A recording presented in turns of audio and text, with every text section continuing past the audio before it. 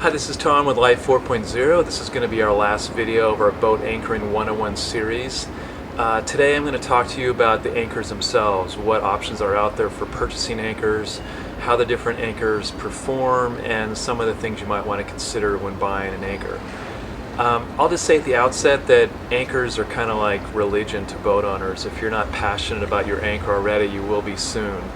And I'm no different than that. We have our beloved Bullwaga anchor here that actually is no longer made, but we love it very much.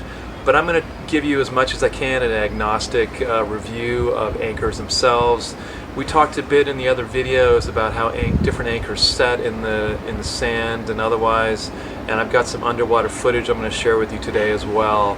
But let's get into this and talk about how anchors perform, what kind of different classifications of anchors there are, and maybe it'll help you to make a better decision about what kind of anchor or anchors you want to purchase for your boat. One thing I will say as well is that you should not consider there to be one best anchor. There's going to be anchors that are difficult to set, but when they do set, they hold really well.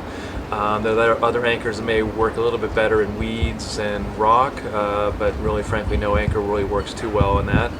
And there may be anchors that are really easy to deploy from dinghies, and I'll be talking a bit about that as well. So you have various options there, and you want to kind of like have a variety of anchors for various conditions that you're under. Alright, so we'll get into it. If you're just curious about where I'm at, I'm in Gaeta in Italy.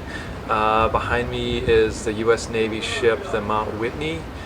Here is part of a NATO peacekeeping force, I guess you could say. Mount Whitney is an amphibious command ship.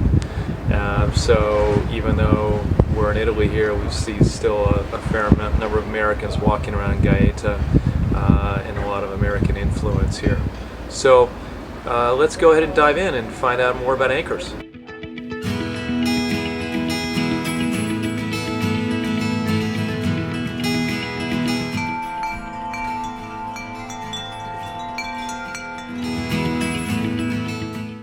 I'm going to start by talking about the various types of anchors, at least how I see it broken down. First, there's the Danforth style, very traditional, been around forever. Second is the plow, or some people call them a claw anchor. And lastly, there's a category of other anchors with unusual designs, and I kind of lump them into simply a category called experimental. So let's start with the Danforth style. It has two prominent flat flukes and a long shank that pivots at the base, plus a small angled plate on both sides of that base.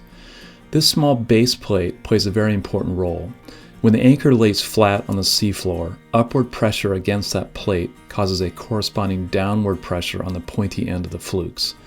With that downward pressure, combined with horizontal pull from the anchor chain through to the shank, the Danforth style digs nicely into the seafloor. Now, I mentioned the Danforth is a traditional anchor, and indeed it can be found on lots of big ships. The downside of being around a long time, though, is that people come up with a lot of cheap copies of it, like these ones we found in a marine store in France. But one of the best knockoffs is the Fortress brand. Its main claim to fame is its aluminum material, making it easy to handle without compromising its holding power. It also disassembles quickly with a couple of hand wrenches and stows easily in a nifty bag. To really understand how these anchors work, though, I spent an afternoon snorkeling around an anchorage near Toulon, France with the GoPro while we were waiting for a storm system to pass. It's always interesting to see what happens in the real world, checking out what various boaters use for anchors and how they set in the mixture of sand, loose stone, and weeds. Here's one of those Danforth knockoffs with a substantial angled base plate to its credit, but you can see one of the downsides of a Danforth with its poor penetration through the weeds. It wouldn't take much of a wind gust to dislodge that anchor. This is another Danforth knockoff, digging in slightly better, but still having a hard time in the loose stone material. I do, however, like how they made a grab handle out of the angled base plate. But given a nice sandy seafloor, Danforth anchors really do well, digging in easily and holding consistently. However, you can see the person who set this Danforth did the drop and pray method, not bothering to back down hard to fully set the anchor and ensure it was going to hold them. So let's summarize the pros and cons. First off, it's a proven design. They are typically reasonably priced. Due to their shape, they can stow nice and flat, and if made out of aluminum, they make for a great anchor to deploy from a dinghy. On the con side, as we saw, they can get fouled in grass or small rocks.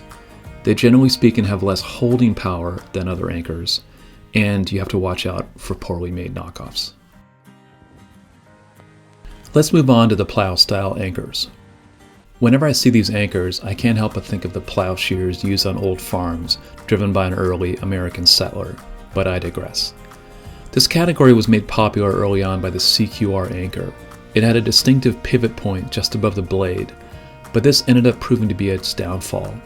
With substantial weight above the pivot point, like a pair of wobbly knees, the anchor can easily fall to its side, causing it to skim across the seafloor and not dig in. Then came the delta anchor, one solid piece of metal, no pivot point. Even if it lands on its side, as the anchor chain pulls the shank, it tends to bring the anchor upright, allowing the pointy end of the anchor to do its work and dig in. Other companies have introduced slight variations, including the spade anchor. It's got a signature yellow blade, but more than that, note how the shank is welded to the middle of the blade as opposed to the end like in the delta. And the blade surface is concave. All of this in an attempt to keep it from breaking free of the seafloor. Then there's the Rockna. It has the concave blade shape of the spade, but adds a roll bar across the top, presumably to help it stay upright. Very similar to the Rockna is the Mantis, with an even bigger roll bar and a version that bolts together. They've engineered this anchor in such a way to have a considerable amount of downward pressure on the point of the blade, making it more likely to dig in quickly. But the size of that roll bar may be an issue on some bow rollers. Finally in this category is the Bruce anchor. Technically more of a claw shape than a plow, this anchor gained notoriety, admittedly in a much larger format, as a means to secure North Sea oil rigs. Despite this fame, I'm not a big fan of the Bruce. Like the CQR, it tends to lay on its side, as shown in this example, with only one of its three prongs grabbing the seafloor. So let's summarize. On the plus side, they have great holding if properly oriented upright. They generally stow well on a bow roller, particularly the Delta, and they are less likely to foul on grass or stones. On the con side, they can take more time to set, and if wind or current changes, to reset. They can be large, particularly in the case of the Mantis, and with a roll bar potentially hard to stow on a bow roller. So let's move on to my catch-all last category, the experimental anchors.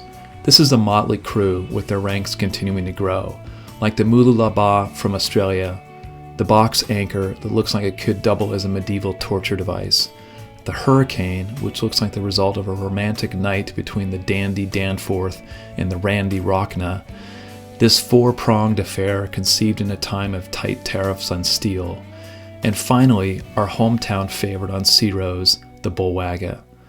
By far, of all anchors we've tried, the Bullwagga sets the best in all conditions, sand, grass, rock, and holds strong, but alas, wasn't marketed well and is no longer manufactured. But my point in this experimental category is to keep your mind open to new ideas. Like the Bullwagga, there are gems that come along every once in a while, and it's important to cast a wider net than just the Danforth and Plow Style anchors. Regardless of the anchor you choose, it's important to consider the underlying anchor material. Most anchors are comprised of galvanized steel. The galvanizing treatment prevents the rust typical of untreated steel. It's a good safe bet for an anchor material, and if the galvanizing ever wears off years later, it's fairly easy to find a shop that will re-galvanize the anchor and the chain if you desire. I mentioned earlier about aluminum as a great alternative to heavier galvanized steel. It's a fine idea to have one aluminum anchor, with the only drawback being the slightly higher cost. Finally, some boaters go with stainless steel. I have to be frank with you, I don't get this. Yes, it looks nice, but these anchors are crazy expensive. And if you're using them for more than ornamental purposes, they're going to get scratched, dinged, and stained. If you're looking to make a statement, how about a shopping spree for the crew at Vineyard Vines before it goes out of fashion? And while you're at it, ditch that stainless steel swivel, which is another waste to my mind, and complement the new threads with a cheeky pair of topsiders. But hey, I'm not here to give fashion advice. Instead, how about some anchor recommendations? If the Bullwagga were still in production, that would be my top suggestion. Alternatively, either the Rockna or the Delta will serve you well as a primary anchor. If you go with the Rockna, be sure to consider how well it will work with your bow roller. With the Delta, it's a good, solid, all-around anchor. If you do buy one though, be sure to pull off the store tag first before you deploy it. As far as a secondary anchor, I would strongly suggest a lightweight fortress anchor, either as a backup to the bow anchor or as a standalone stern anchor. They assemble quick, or you can keep them lashed at the stern rail. If you have the room and the money, a third anchor is helpful, particularly if you're going to far-flung locales away from marine stores. For this case, you can't go wrong with a traditional Danforth anchor. For us on board our 44-foot Jeanneau Sun Odyssey, a 44-pound bullwagga is our primary anchor, followed by a 21-pound FX37 Fortress anchor as an oversized backup, and a mighty little 7-pound FX11 Fortress as our go-to stern anchor. Once you have an idea of the anchor you want, the last question to answer is what size. This is not just a matter of weight, as the same weight with a different anchor design can have a widely different holding characteristics, not to mention the factor of aluminum versus steel. It's best to start with a review of the manufacturer's recommendations for your size of boat. A good company will have copious amounts of tables and test results, leading to a high and low range of boat sizes for a particular anchor. If you are a long-distance boater, I'm not alone in the opinion that you should bump up a size level for the greater risk you will be taking. The next time the weather turns nasty while you're tucked in your berth in the middle of the night, you won't regret the decision. Okay, that wraps up this video on anchors and how they set and tips and tricks on that. This is the end of our series as well on boat anchoring 101. I hope you've enjoyed it. I've had fun putting it on, and I hope you got some value out of it. It definitely draws on my own experience and my wife Karen's and our preferences and what works well, what doesn't work well. You may have different opinions, and I would love to hear your comments, so please put those below in the video. If you like the video, please be sure to give it a thumbs up. That helps other people find these kinds of videos. And lastly, if you're not already subscribed to our channel, please go ahead and subscribe. We'd love to have more subscribers. And if you click on the bell underneath a video, once you are subscribed, you'll get notified in the future of any upcoming videos that we have posted. All right, thanks and fair winds.